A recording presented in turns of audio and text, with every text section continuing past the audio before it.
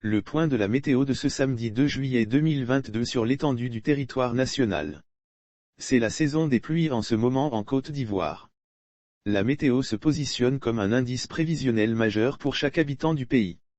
Le bulletin météo de la journée de ce samedi 2 juillet 2022 s'établit comme suit. Temps prévu pour la matinée. En début de matinée, le sud du pays sera dominé par une bonne couverture nuageuse accompagnée de pluies localisées. Dans la bande centrale, le temps sera généralement nuageux. Au nord et à l'ouest du pays, on aura une bonne couverture nuageuse avec des averses de pluie en début de matinée. Temps prévu l'après-midi. Dans l'après-midi, on observera des éclaircies au sud du pays en début de période. Toutefois, la fin d'après-midi sera marquée par des averses de pluie par endroits, notamment sur le littoral et dans le sud forestier. Le nord, le centre et l'ouest connaîtront des orages et des averses de pluie. À l'est du pays, on aura des pluies localisées en fin de période.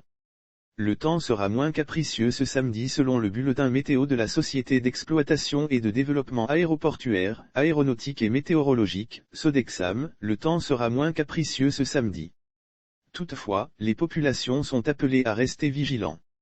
Le bilan du GSPM pluie du jeudi dernier. Le groupement des sapeurs-pompiers militaires, GSPM, dont les éléments travaillent toujours avec dévouement pour sauver des vies, a dressé un bilan de ces opérations.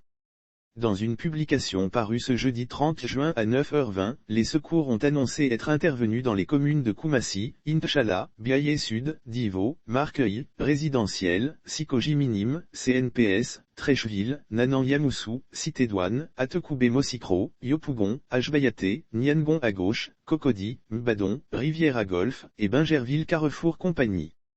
Lire aussi saison pluvieuse, une quantité de pluie de 170 même 3 enregistrée mardi à Abidjan, un record dans le pays au total. Les sapeurs-pompiers ont enregistré 61 victimes dont 53 mises en sécurité et 0,8 personnes blessées ou en état de choc, transportées au centre hospitalier universitaire, CHU, de Trècheville. Une seconde publication du GSPM parue à 11h a fait état de l'effondrement d'un mur sur une maison au plateau à hauteur Carena, à quelques encablures du marché de la place. Le bilan annonce 3 victimes dont 2 décès et un blessé grave, conduits au CHU de Cocody. Le rapport mis à jour fait état de 64 victimes dont 53 mises en sécurité, 9 évacuées et 2 décès.